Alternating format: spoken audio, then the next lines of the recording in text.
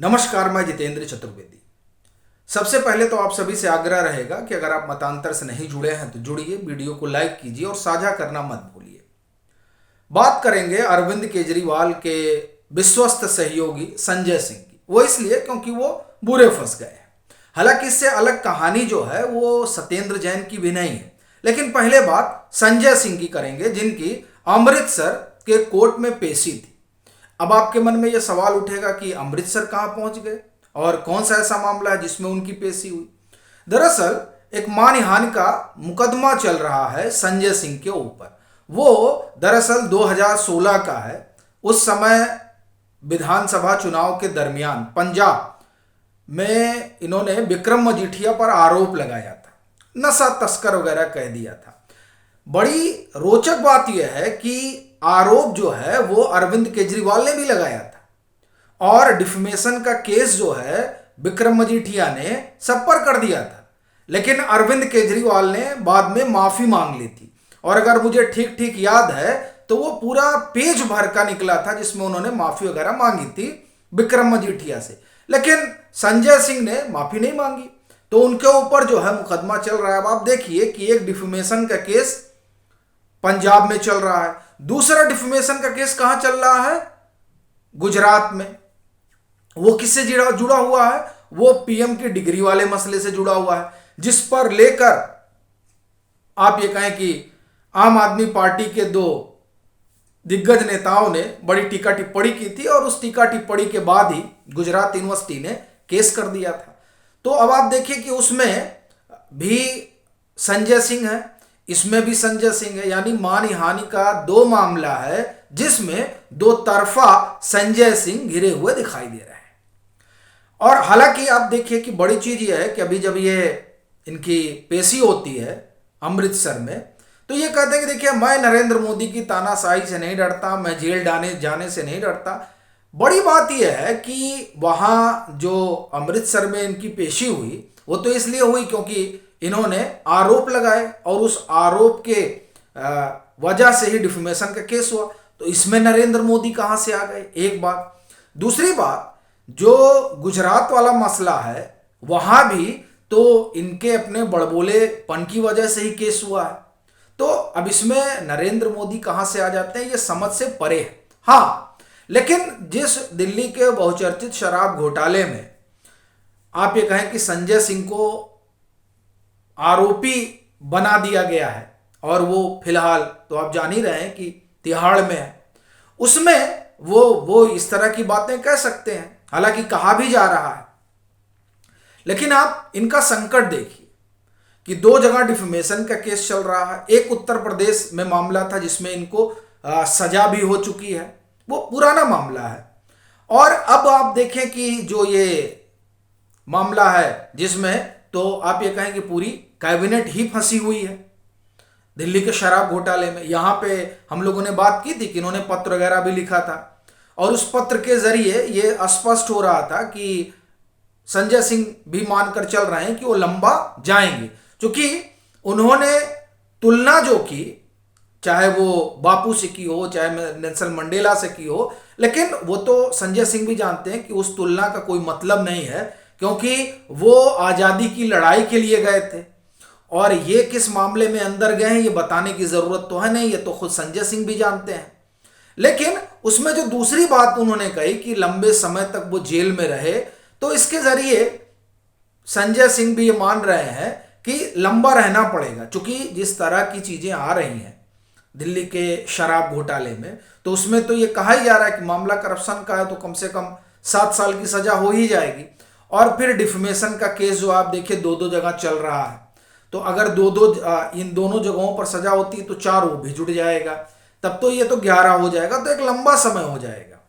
तो इस लिहाज से अगर देखा जाए तो संजय सिंह के लिए संकट बड़ा है अगर सजा होती है तो। और यही वजह है कि आप ये देखें कि संजय सिंह ने पूरी आम आदमी पार्टी जो है वो हड़बड़ाई और घबराई हुई है और इसके संकेत समय समय पर मिलते रहते हैं। अच्छा, उस हड़बड़ाहट घबराहट की वजह भी है। भाई देखिए, संजय सिंह अंदर है, मनीष सिसोदिया अंदर है, अरविंद केजरीवाल को लेकर चर्चा चल ही रही है कि अब तो दीपावली भी खत्म हो गई तो अब ईडी जो है वो कहा जा रहा है कभी भी जा सकती है। तो वो एक आप ये कहें कि वो होता है ना कि जब तक जेल में बंद हो गए तो एक अलग मसला है, वो डर खत्म हो जाता है, लेकिन उससे पहले की जो प्रक्रिया है कि ईडी आएगी ईडी आएगी, तो मतलब रात में नींद भी नहीं आ रही होगी कि साहब कब ईडी आ जाएगी। तो ये जो एक प्रोसेस है वो उस प्रोसेस की वजह से भी आप कहें कि एक हलचल है। लेकिन जब आप सत्येंद्र जैन पर पहुंचते हैं तो सत्येंद्र जैन का मामला भी जो है वो बड़े दिलचस्प मोड़ पर आकर खड़ा हो गया है। 25 नवंबर को ये कहा जा रहा है कि आरोप तय होगा, और सत्येंद्र जैन तो मनी लॉन्ड्रिंग के केस में अंदर है ही हैं। उनको तो आप देखिए एक लंबा समय हो गया, मुझे लग रहा है तकरीबन एक डेढ़ साल हो गया होगा, उनको जमानत भी नहीं मिल रही है। वो फिलहाल जो है वो मेडिकल ग्राउंड पे बाहर है। और एक चीज जो इसमें मुझे दिखाई दे रही है कि सत्येंद्र जैन का जो आरोप है उसमें तो मामला जो तय होगा वो तय होगा ही, हालांकि उसके लिए भी खूब हीला हवाली की गई थी। पहले ट्रायल कोर्ट में बताया गया कि साहब सुप्रीम कोर्ट में मामला पेंडिंग है। जब सुप्रीम कोर्ट में ईडी ने कहा कि ये यही बता कर ट्रायल कोर्ट का मामला आगे ही नहीं बढ़ने दे रहे हैं, तब सुप्रीम कोर्ट ने फटकार लगाई कि नहीं, वहां जो कार्रवाई चल रही है उसको चलने दीजिए, वो आप ये बताकर नहीं उसमें अड़ंगा पैदा कर सकते हैं कि नहीं साहब वहां पेंडिंग है, वो सब नहीं, वहां का जो है वो चलने दीजिए। फिर उसमें यह हुआ कि साहब हमको दस्तावेज ही नहीं मिले, यानी जो इनके ऊपर आरोप लगे हैं उन आरोपों के बाबत जो डॉक्यूमेंट है वो कहा गया कि वो सारे कागजात नहीं मिले।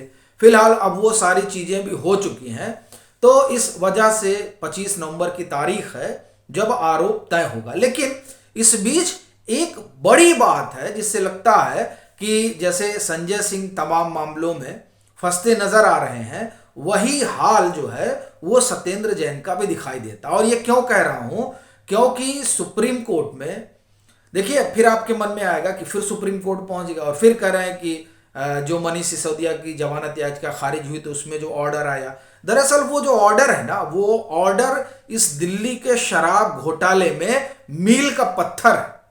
और उस ऑर्डर ने ही जो आप एक तरह से कहें कि अब पृष्ठभूमि रची है, उस पृष्ठभूमि की वजह से ही आम आदमी पार्टी सबसे ज्यादा घबराई हुई, क्योंकि वो जो बहस हुई मनीष सिसोदिया की जमानत को लेकर, उस बहस में जो मनीष सिसोदिया की तरफ से बातें रखी गई और ये ऑर्डर का हिस्सा है, ये बड़ी चीज है। मतलब कोर्ट के रिकॉर्ड पे है कि साहब ये जो अप्रूवल था वो ग्रुप ऑफ मिनिस्टर्स का भी अप्रूवल था, हमारा अकेले का नहीं था। यानी इसमें सत्येंद्र जैन की भी भूमिका बनती है। यह अपने आप में बड़ा सवाल है कि क्या इस मामले में भी इनसे पूछताछ होगी, क्योंकि पीछे अगर आपको ध्यान हो तो जब जांच पड़ताल चल रही थी शुरुआती दौर में, तब ईडी ने उस समय मनीष सिसोदिया को हिरासत में नहीं लिया गया था।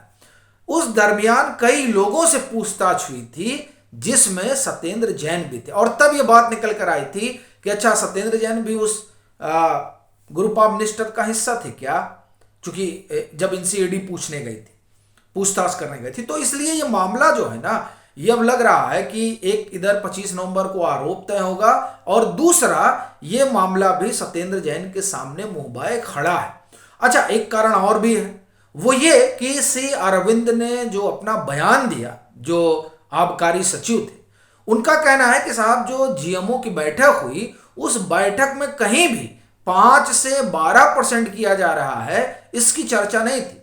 यह हमको पहली बार तब पता चला जब अरविंद केजरीवाल के घर पर मनीष सिसोदिया ने फोन करके बुलाया और वहां सत्येंद्र जैन भी मौजूद थे। अभी देखिए जब अरविंद केजरीवाल को बुलाया जाएगा तो मुझको लगता है कि उस लिहाज से सत्येंद्र जैन से भी पूछताछ हो सकती है। तो इस पूरा अगर आप मामला देखें तो इसमें सत्येंद्र जैन के लिए भी संकट बड़ा है। इसीलिए कह रहा हूं कि कहानी जो है वो संजय सिंह से अलग सत्येंद्र जैन की भी नहीं है। ये सब जो है, ये जो आम आदमी पार्टी ने दलदल बनाया है उसमें अब फंसते जा रहे हैं।